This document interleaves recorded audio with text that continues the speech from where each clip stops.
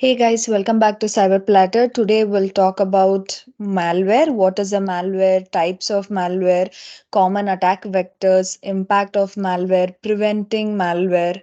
We'll study all of this, okay? Malware is short for malicious software. Malware refers to a category of software specifically designed to harm, exploit, or compromise computer systems, networks, and user devices. Malware is created by cyber criminals with the intent to steal sensitive information, gain unauthorized access, disrupt operations, or carry out other malicious activities. It can take many forms and employ various techniques to achieve its malicious goals. Malware enters system through various vectors such as email attachments, software downloads, malicious websites, compromised networks, and infected external devices like USBs. Now, let's see some of the common types of malware. The first type of malware that we'll talk about is viruses. Computer viruses are a type of malware that attach themselves to legitimate files or programs. Viruses replicate by embedding their code into host files,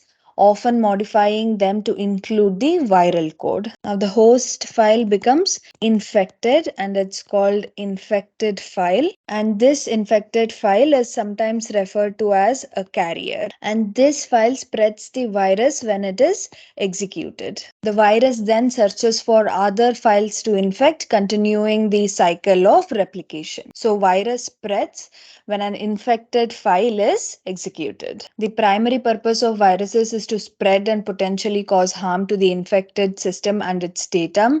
They can corrupt or delete files, disrupt system operations, and in some cases serve as a vehicle for other malicious activities. Let's see some of the examples of this type of virus. The first one is I love you. One of the most infamous viruses, the I love you virus, spread through email attachments in 2000. When users opened the attachment, the virus replicated itself and sent copies to the user's email contacts. It caused widespread damage by overwriting files. Another example is Melissa. In 1999, Melissa virus spread through infected Word document attachments. When the document was opened, the virus sent itself to the user's Outlook contacts. This rapid spread caused email servers to become overloaded. The next type of malware is worms. Computer worms are a type of malware software that can replicate and spread independently across computer networks without requiring user interaction. They don't require user interaction. Worms can self-replicate. This is done often by exploiting vulnerabilities in software or systems to spread. They use network connections to locate and infect other vulnerable computers. When a worm finds a target, it copies itself to the new system and continues the cycle. The primary purpose of worms is to spread rapidly and efficiently. Some worms may carry payloads that can cause harm, such as consuming network resources, launching attacks, or creating backdoors for further exploitation. Let's see some examples. The first one is SQL Slammer. This targeted Microsoft SQL Server in 2003. It spread extremely quickly and caused widespread congestion on the internet due to its aggressive replication behavior. Another example is MyDoom. This worm spread through email attachments in 2004, creating a large-scale botnet. It was capable of launching DDoS attacks and email spam, impacting internet services. The next type of malware that we'll talk about is Trojans. Trojans are short for Trojan horses. They're a type of malware that disguise themselves as legitimate or desirable programs or files. They do not have self-replicating capabilities. Instead, they often rely on social engineering to persuade users to install or execute them. Once a user interacts with a Trojan, it may carry out its malicious activities. The primary purpose of Trojans is to deceive users into running them, leading to unauthorized access, data theft, or other malicious actions. Trojans can be used to create backdoors in systems, steal sensitive information, or deliver other types of malware. Examples include JIS or ZBot. This was discovered in 2007. It targeted online banking users. It would steal login credentials, financial information, and other sensitive data to carry out financial fraud. Another example is RAT, Remote Access Trojan. These provide attackers with remote control over infected systems. Attackers can use RATs to access files, record keystrokes, capture screenshots, and perform various actions without the user's knowledge. Let's see another type of malware, that is ransomware. Ransomware encrypts a victim's files or entire system and demands for a ransom payment in exchange for providing the decryption key. Ransomware doesn't typically focus on replication like viruses or worms. Like I mentioned before, instead, it encrypts files on the victim's system, rendering them inaccessible, and then demands payment to unlock them. The primary purpose of ransomware is financial extortion. Attackers aim to profit by coercing victims into paying a ransom to regain access to their encrypted data. Examples include WannaCry. This ransomware spread globally in 2017, exploiting a Windows vulnerability. It encrypted files and demanded ransom payments in Bitcoin. Its rapid spread caused widespread disruptions. Another example is Ryuk. This targets organizations and encrypts critical files. It often demands large ransom payments and is known for its selective targeting. Another type of malware is spyware. As per the name, it is designed to secretly monitor a user's activities on a computer, device, or network. It gathers information without the user's knowledge and transmits it to a remote entity. This really doesn't typically focus on replication like viruses or worms. Instead, it remains covert and actively collects data, sending it to the attacker's server. The primary purpose of spyware is to gather sensitive information. This information can be keystrokes, browsing habits, login credentials, or any personal data. And this stolen information can be used for identity theft, fraud, or other malicious activities. An example of spyware is Pegasus. Pegasus spyware has advanced surveillance capabilities. It can infiltrate smartphones, collect various types of data, and even turn on the device's camera and microphone for remote surveillance. Another example is WebWatcher. It is a commercial spyware tool marketed as a way for parents to monitor their children's online activities. However, it can also be misused for unauthorized surveillance. Another type of malware is Adware. It is short for advertising supported software. It is a type of software that displays unwanted ads to users. While not always inherently malicious, some forms of adware can collect user data without their consent and negatively impact user experience. Even adware doesn't focus on replication. Instead, it often spreads through software bundling, where it's included with legitimate free software downloads. The primary purpose of Adware is to generate revenue for its creators by displaying advertisements to users. Adware developers may profit from ad clicks or views, but some forms of adware can cross ethical boundaries by collecting user data for targeted advertising without user consent. content. Examples of adware include Superfish. Superfish was pre-installed on some laptops displaying ads based on user browsing.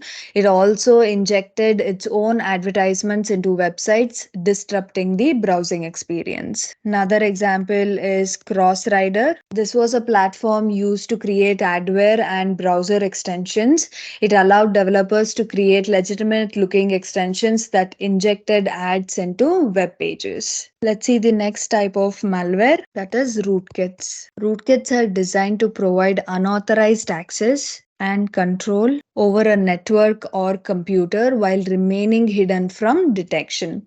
They often target the most privileged level of access, known as root or administrator access. They don't typically focus on replication, instead, they aim to establish and maintain control over compromised systems, allowing attackers to remain undetected. The primary purpose of rootkits is to maintain persistent access to a compromised system while evading detection. They can enable attackers to carry out various malicious activity, including stealing data, launching attacks, or maintaining control over the compromised systems. Examples of rootkits include Sony BMG rootkit. In 2005, Sony BMG distributed music CDs with hidden rootkit software that aimed to prevent unauthorized copying. However, the rootkit had severe security vulnerabilities that could be exploited by attackers. Another example is Zero Access. This was a rootkit that created a botnet, allowing attackers to remotely control infected computers.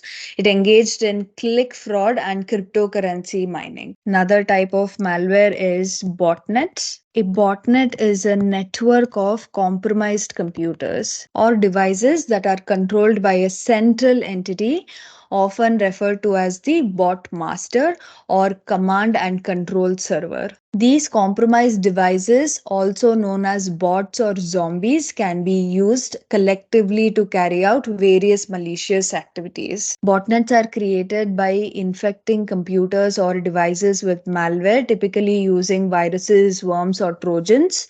Once infected, these devices become part of the botnet and can spread malware to other devices. The primary purpose of a botnet is to carry out coordinated and often malicious activities without the knowledge or consent of the device owners. These activities can include launching distributed denial of service attacks, that is DDoS attacks, distributing spam emails, stealing sensitive information, mining cryptocurrencies, and more. Examples of botnet include Emotet. This was a botnet that spread banking Trojans and other malware through phishing emails.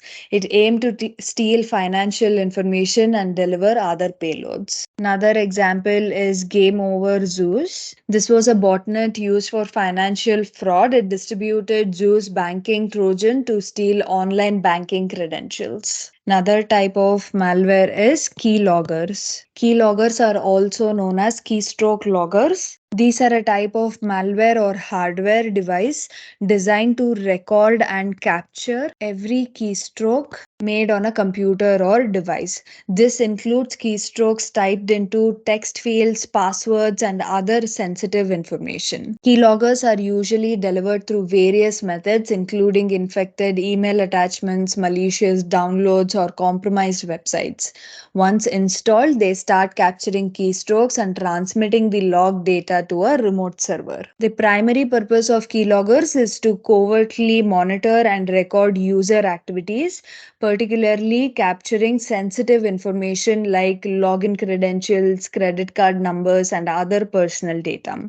The captured data can be used for identity theft, financial fraud, or other malicious activities. Examples include Hawk This is a commercial keylogger that has been used for both legitimate purposes and malicious activities. Legitimate purpose like monitoring employee activities, malicious activities like data theft. Another example is Keysweeper. This is a physical hardware keylogger that looks like a USB charger. When connected to a computer, it captures keystrokes and sends them wirelessly to the attacker. Another type of malware is fileless malware. This is a type of malware that operates entirely in memory without leaving traditional files on the storage disk. It relies on exploiting legitimate system tools, processes, and memory to execute its malicious activities. Fileless malware doesn't replicate through traditional methods like viruses or worms. Instead, it often relies on social engineering, malicious scripts, or vulnerabilities to gain access to a system. The primary purpose of fileless malware is to evade detection by traditional antivirus solutions that typically scans files or malicious code. By operating in memory, fileless malware can remain undetected for longer periods and carry out various malicious actions such as data theft, privilege escalation, and lateral movement within a network. Examples of fileless malware include living off the land. It's also called as LOL bin. Attackers leverage legitimate system tools, often pre-installed on the target system, to execute malicious actions without creating new files. Examples include using PowerShell, WMI, that is Windows Management Instrumentation, or other trusted utilities. Another example is Power Ghost. This is a fileless cryptocurrency mining malware that uses PowerShell to spread and execute its mining operations in memory. Now let's talk about countermeasures against malware. First one is security policies and procedures. Develop and enforce comprehensive security policies that address malware prevention, user responsibilities, and incident response. Establish procedures for regular software updates, patch management, and security audits. Next is user education and training. Provide ongoing cybersecurity training for employees to raise awareness about phishing, social engineering, and safe online practices. Teach employees how to recognize suspicious emails, attachments, and links. Next is access control and least privilege. Implement the principle of least privilege to restrict user access to only what is necessary for their roles. Use strong authentication mechanisms and enforce strong password policies. Then we have network security. Deploy firewalls, intrusion detection, and prevention systems to monitor and block malicious traffic. Segment networks to limit the spread of malware and isolate critical systems from less secure areas. Then we have email security. Implement email filtering solutions to block spam, phishing attempts, and malicious attachments. Enable DMARC, SPF, that is Sender Policy Framework, and DKIM, that is Domain Keys Identified Mail, to prevent email spoofing. Another one is endpoint security. Install reputable antivirus and anti-malware software on all devices.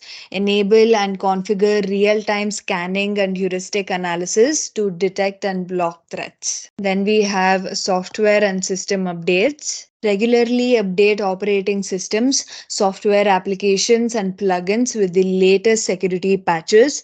Implement automated patch management tools to ensure timely updates. Another one is secure configurations. Securely configure devices, applications, and services by disabling unnecessary features and services.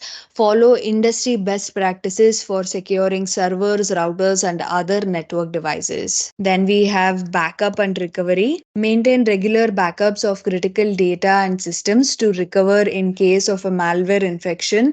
Store backups in an isolated environment to prevent malware from spreading to backup files. Another one is incident response plan. Develop and regularly test an incident response plan that outlines steps to take in the event of a malware outbreak. Ensure employees know how to report suspicious activities and follow the incident response procedures. Then we have mobile device management, that is MDM. If applicable, implement MDM solutions to manage and secure mobile devices used within the organization. Enforce enforce policies such as remote wipe and device encryption. Then we have continuous monitoring. Monitor network and system activities for signs of malware, such as unusual traffic patterns or unauthorized access attempts. Use SIM, that is Security Information and Event Management tools, for centralized monitoring and alerts. Then we have regular security assessments. Conduct regular security assessments, penetration testing, and vulnerability assessments to identify and address potential weaknesses. Then we have vendor security. If you're using third party vendors, ensure they adhere to strong security practices and don't introduce potential vulnerabilities. By implementing a combination of these countermeasures and maintaining a proactive stance on cybersecurity, organizations can significantly reduce their exposure to malware threats and strengthen their overall security posture. So that's it for today, guys. We learned what is a malware, what does it do, how does it spread, what are the different types of malware, their comparison examples, and then countermeasures to prevent malware. If you like today's video, don't forget to like, subscribe, and share our videos. I will see you in another video with another topic. Until then, bye bye. Take care.